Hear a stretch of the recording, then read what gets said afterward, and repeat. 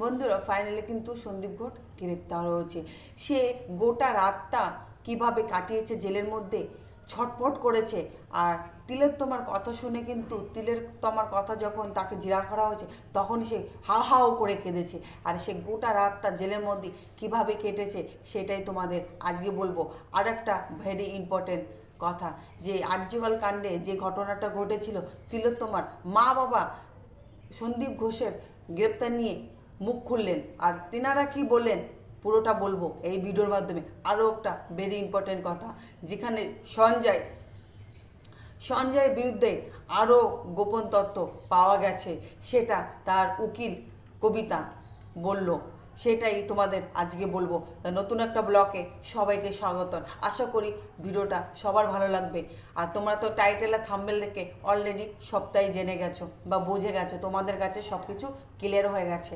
আমার আর বোঝানোর বা বলার ব্যাপারটা হয়তো কিছুটা হলেও সহজ হয়েছে, যে তোমরা থাম্বনেল দেখে কিছুটা আন্দাজ করতে পেরেছো। তা ভিডিওটা দেখার জন্য সবাইকে বিশেষ অনুরোধ করা আছে, ভিডিওটাকেও স্কিপ করে না। হ্যাঁ, যাই হোক, মেন কথায় বলা, চলো মেন কথায় যাওয়া যাক। হ্যাঁ, এখানে যেটা বলছিলাম, এখানে সন্দীপ ঘোষ কিন্তু অবশেষে কিন্তু গ্রেপ্তার হয়েছে। কিন্তু কি বিষয়ে গ্রেপ্তার হয়েছে সেটা কি আপনারা জানেন? আপনারা জানেন? জানেন না, তাই তো? সে কিন্তু গ্রেপ্তার হয়েছে দুর্নীতির কারণে কিন্তু সন্দীপ ঘোষ গ্রেপ্তার হয়েছে। আমরা হয়তো বা তোমরা বা অনেকেই ভাবছো যে সন্দীপ ঘোষ গ্রেপ্তার হয়েছে, যাক শান্তি পেলাম। তিলোত্তমা খুনিদের ব্যাপারে ভেবেছো তো? না, এটা মোটেও সহজ কথা নয়। এখানে কিন্তু সন্দীপ ঘোষ গ্রেপ্তার হয়েছে দুর্নীতির কারণে। যখন তাকে দুর্নীতির কারণে, কারণ উনি সব কিছুতে বিভিন্ন জায়গায় বিভিন্ন সব কিছুতে উনি জড়িয়ে আছে। এ থেকে জেড অবধি সব কিছুতে উনি জড়িয়ে আছে সন্দীপ ঘোষ। যেমন কি 2021 সালে যে দুর্নীতিটা হয়েছিল সেটার সঙ্গেও সন্দীপ ঘোষ জড়িয়ে আছে। এই যে আরজিকরের যে ঘটনাটা ঘটেছে, সেখানেও কিন্তু পাই টু পাই এ থেকে জেড অবধি সব কিছুতে সে জড়িত আছে। মর্গের লাশ সরানো থেকে, ওষুধ থেকে হুমকি দেওয়ার থেকে, পয়সা নয়শয় করার থেকে, উপর লেভেল থেকে নিচের লেভেল পর্যন্ত সব কিছুতেই ও দুর্নীতি আছে। সেই দুর্নীতির কারণে কিন্তু সে গ্রেপ্তার হয়েছে। আমরা কিন্তু তিলোত্তমা খুনিদের বিরুদ্ধে কিন্তু তাকে গ্রেপ্তার করা হয়নি, তাকে গ্রেপ্তার করেছে দুর্নীতির কারণে। তাকে 18টা দিন জিরা করা হয়েছে সন্দীপ ঘোষকে। গোটা 18টা দিন তাকে জিরা করার পরে প্রত্যেকটা দিন 18টা দিন ধরে যে তাকে জিরা করা হয়েছে, প্রত্যেকটা দিন কিন্তু বয়ান রেকর্ড করা হয়েছে। প্রত্যেকটা বয়ানে কিন্তু এক এক রকম করে বয়ান দিয়েছে। তার বয়ানে কিন্তু সিআইবি কিছু একটু একটু করে প্রমাণ তাদের কাছে আসছিল, যে প্রত্যেক দিন যে বয়ানগুলো দিচ্ছিল, যে রেকর্ডিংগুলো হচ্ছিল, যখন সিআইবি ওইটা যখন একসঙ্গে করেছে তখন দেখেছে যে বয়ানের মধ্যে সব বয়ানগুলো কিন্তু আলাদা আলাদা আছে, একসঙ্গে কিন্তু বয়ানগুলো নেই, একসঙ্গে নেই। তার কারণে কিন্তু তাকে গ্রেপ্তার করা হয়েছে। আরও একটা আছে, যেখানে উনি কিছু মানুষকে, যখন উনি প্রথম যে ওনার যে কাছে যে স্টাফগুলো আসতো, যে মেডিকেল স্টুডেন্টগুলো যখন ওনার কাছে আসতো, তাদের কাছ থেকে উনি টাকা খেত। কেন টাকা খেত? কারণ তোমরা অনেকে বলতে পারো কেন বললাম এই কথাটা বলার একটাই কারণ, যখন ওর কাছে কোনো নতুন স্টাফ আসতো তখন তাকে একটা সার্টিফিকেট দেওয়ার জন্য ও কিছু টাকা খেত। তখন সে যদি টাকা না দিতে পারতো তখন তাকে হুমকি দেওয়া হতো, বলতো তাকে যে তোমাকে ট্রান্সফার করে দেবো বা সাসপেন্ড করে দেবো বা তাড়িয়ে দেবো, বা কোনো ও মাথায় কোনো অভিযোগ দিয়ে তোমাকে এখান থেকে তাড়িয়ে দেবো, এরকম বিভিন্ন ধরনের ভয় দেখানো হতো শুধু পয়সার জন্য। যারা পয়সা দিতে পারতো তাদের ওখানে রেখে দেওয়া হতো, আর যারা দিতে পারতো না তাদের সঙ্গে এরকম ব্যবহারটা করেছিল, যেরকম তিলোত্তমার সঙ্গে করেছে সন্দীপ ঘোষ, এরকমই করতো।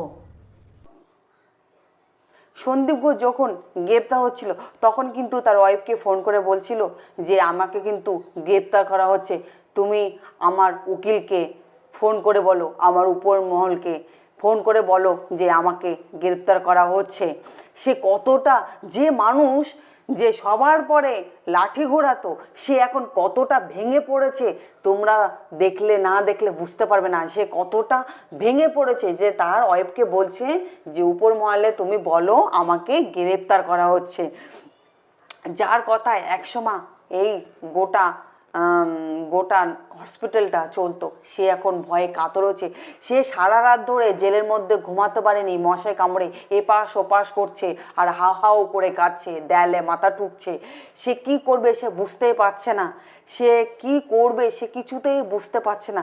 সে তার মাথায় কিন্তু একটাই ভাবনা আসছে যে আমি কি ফেঁসেই গেলাম, তাহলে কি সব কিছুতে আমি কি ফেঁসেই যাচ্ছি, আমার কি আর ছাড়া হবে না, এটাই কি আমার প্রথম সিআইবির জাল বিছানো, যে জালে আমি ফেঁসে গেলাম, যে এটাই আমার হয়তো সেই শেষ, যে আমি আর কোনোদিন হয়তো বাড়ি যেতে পারবো না। সে কিন্তু এই এই কথাগুলো জেলের মধ্যে বসে সে জব করেই যাচ্ছে। সেখানে যে অন্য পাহারাদার পুলিশগুলো ছিল, সেই পুলিশগুলো কিন্তু অলরেডি তার কথাগুলো সব শুনে নিয়েছে, শুনে কিন্তু তারা সোশ্যাল মিডিয়ায় কিন্তু আপলোড করে দিয়েছে। তাকে এমনকি রাতে যে তাকে ডিনার করতে দেওয়া হয়েছিল, সে কিন্তু খাবারটা পর্যন্ত মুখে দেয়নি। সে এতটা ভয়ে আতঙ্কে কষ্টে রয়েছে, সে খাবারটা পর্যন্ত মুখে দিতে ভয় পেয়েছে, সে মুখে দিতে পর্যন্ত ভয় পেয়েছে। তাহলে ও কতটা ভেঙে পড়েছে। ও 2021 সালে যে দুর্নীতির কারণে যাকে গ্রেপ্তার করা হয়েছিল, তোমরা একটা জিনিস ভাব, আমরা তো আরও এখানে আর একটা কথা হচ্ছে, 2021 সালে যে দুর্নীতিটা ঘটেছিল এর সঙ্গে আরও যোগ রয়েছে। যে বলা হয়েছিল যে ও এত দিন ধরে যে এর আগেও অনেক প্রমাণ লুট করেছে, এর আগেও অনেক ওখানে মার্ডার হয়েছে তিলোত্তমার মতন, সেইগুলোকে পুরো ধামাচাপা দেওয়া হয়েছে। সেরকমই ভেবেছে যে এইটাও আমরা ধামাচাপা দিয়ে রাখবো, কেউ বুঝতেই পারবে না। কিন্তু লোকে বলে না, চোরে 10 দিন গৃহস্থের একদিন, একদিন তো ধরা পড়তেই হবে। সেরকম আজকে ধরা পড়লো সন্দীপ ঘোষ কিন্তু অবশেষে ধরাই পড়লো। যাই হোক, আর ধরা পড়ে সে এখন কতটা কাতর হয়ে পড়েছে সেটা তো তোমাদের বললাম। আর সঞ্জয় যেটা বলল, সঞ্জয় কিন্তু একটা কথা কিন্তু বারবার করে বলছে যে আমাকে ফাঁসানো হয়েছে, আমাকে ইদিথি মতন ফাঁসিয়ে ওখানে যাওয়া করিয়েছে। কারণ আমি সেদিন ডিউটিতে ছিলাম, আমার বন্ধুর ভাইয়ের অসুস্থ ছিল, সেখানে আমি গেছিলাম, বন্ধুর ভাইকে নিয়ে গেছিলাম। আমার তখন ডিউটি ছিল না, বন্ধুর ভাই অসুস্থ হয়ে গেছিলো, সেই কারণে আমি ওখানে গেছিলাম। তারপরে ওখান থেকে আমি ব্যাক করেছিলাম। তারপরে আমাকে যখন আমি মদ খাচ্ছিলাম তখন আমাকে একজন ডেকে নিয়ে গেছিলো ভিতরে। এই একজনটা কিন্তু সিআইবি ওকে কোশ্চেন করছে, সেই একজনের নামটা কিন্তু ও বলতে পারছে না। সে কেন বলছে না সে একজনের নামটা কেন বলছে না, সে বারবার করে বলছে আমাকে জাল বিছানো হয়েছিল, সেই জালের মধ্যে আমাকে ষড়যন্ত্র জালে ফাঁসানো হয়েছে, আমি করতে চাইনি, আমাকে দিয়ে করানো হয়েছে, আমি কিন্তু সত্যি নির্দোষ। তাহলে তুমি যদি নির্দোষ হয়ে থাকো, সেখানে কবিতা ওর উকিল সে কিন্তু এই কথাটা শুনে নিয়েছিল। তখন কিন্তু সে বলেছিল যে সঞ্জয় পুরোটা খুনিদের ব্যাপারে জানে বলেই কিন্তু সবটা ঢেকে রাখছে, ও বলতেই চাইছে না, কারণ ও ব্যাপারটা সবই জানে। কারণ ও এতটা ভয় পেয়ে আছে, হয়তো ওকে এমন কিছু বলা হয়েছে বা হুমকি দেওয়া হয়েছে যার কারণে সঞ্জয় মুখ খুলতে ভয় পাচ্ছে।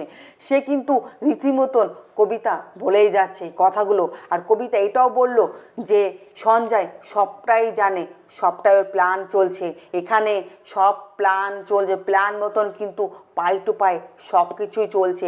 আর কবিতা উকিল এইটাও বলল যে সঞ্জয় একমাত্র পৃথিবীর মধ্যে সবচেয়ে একটা বাজে ছেলে, যার জন্য কিন্তু এই ষড়যন্ত্রটা ওকে দিয়ে করানো হয়েছিল।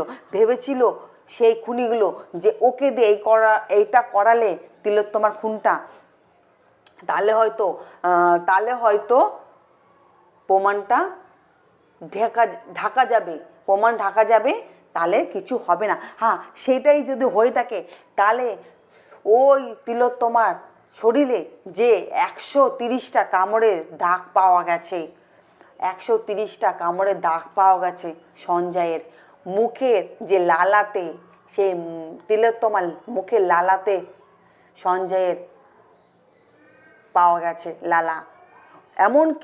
এমনকি এখানে যে ঠোঁটটা, তিলোত্তমার ঠোঁটটা পর্যন্ত কেটে চিরে দেওয়া হয়েছে।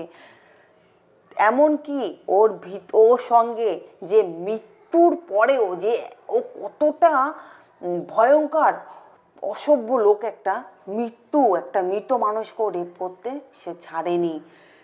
সে একটা মৃত মানুষকেও রেপ করতে ছাড়েনি। তার ভিতরে যে বীর্য পাওয়া গেছে, সেখানে সঞ্জয়েরও পাওয়া গেছে, কিন্তু বাকিগুলোর পাওয়া গেছে, কিন্তু সেগুলোকে এখনও কিন্তু সামনে আসেনি। এর থেকে প্রমাণ আসে যে এর সঙ্গে, তিলোত্তমার খুনির সঙ্গে আরও অনেক লোক জড়িয়ে আছে, কিন্তু সবে তো 2জন গ্রেপ্তার হলো।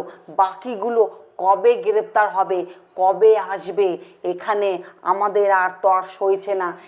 আর কবে সবাই গ্রেপ্তার হবে? সঞ্জয় রীতিমতন কিন্তু প্রমাণ লুট করে দিচ্ছে, রীতিমতন কিন্তু মিথ্যা কথা বলেই যাচ্ছে, আর শুধু বলছে আমাকে প্রেশার দেওয়া হচ্ছে, আমাকে সিআইবি প্রেশার দিচ্ছে, আমি কিন্তু এগুলো করিনি, আমাকে প্রেশার দিয়ে আমাকে এখন মিথ্যা কথা বলাবে। রীতিমতন কিন্তু এই কথাগুলো জপ করছে, আর বারবার করে বলছে আমাকে তোমরা ফাঁসি দিয়ে দাও, আমি আর কোনো কিছু বলতে চায় না, এই সব কিছুর পিছনে আমি আছি, আমাকে ফাঁসি দিয়ে দাও। কেন? ও কাদের পিঠ বাঁচাতে চাইছে সঞ্জয় কাদের পিঠ বাঁচাতে চাইছে? যে সবার দোষ নিজে নিয়ে নিচ্ছে। সবার দোষ কেন নিজে নিয়ে নিচ্ছে? হ্যাঁ, তারপরে আর একটা কথা, এখানে কিন্তু তিলোত্তমার মা বাবা কি বলেছে খুনিদের ব্যাপারে। তিলোত্তমার মা বাবা কিন্তু বলেছে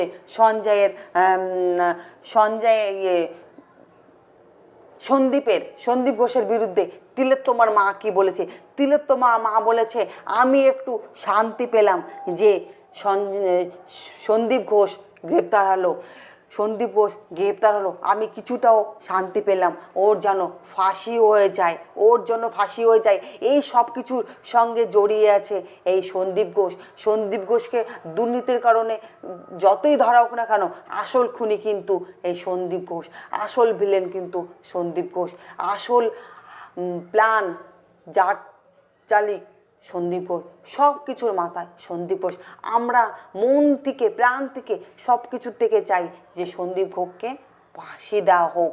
আমরা মন প্রাণ দিয়ে চাই সন্দীপ ঘোষকে ফাঁসি দেওয়া হোক। রীতিমতন কিন্তু তিলোত্তমার মা বাবা কিন্তু বলেই যাচ্ছে, তারা কিন্তু মিডিয়ার সামনেও বলেছে যে সন্দীপ ঘোষ গ্রেপ্তার হয়েছে, আমরা এখন কিছুটা হলো আমাদের মনের জ্বালা কিছুটা হলেও মিটেছে।